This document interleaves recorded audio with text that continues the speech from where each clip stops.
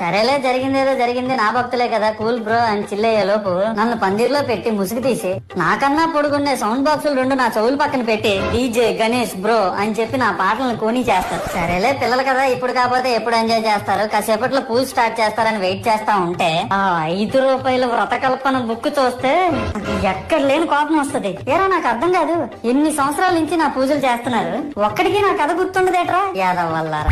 ఓ నా బుక్ లో చూసిన దాన్నైనా తిన్నంగా చదువుతారా అంటే అది ఉండదు. ఏదో బాగా అటర్ ఫ్లాప్ అయిపోయిన తెలుగు సినిమాకి రివ్యూ చెప్పినట్టు చదువుతారు ఒక్కొక్కడును. ఇవన్నీ చూస్తూ 9 రాత్రులు గడిపాక సరేలే సాయంత్రం అనిపిస్తారులే అని కాలు మీద కాలు వేసుకొని కూర్చుంటే అప్పుడు మొదలవుతాదిరా నా నిమజ్జనం వ్యాన్ ముందు 90 వేసి నాగిని డాన్స్ చేస్తారు.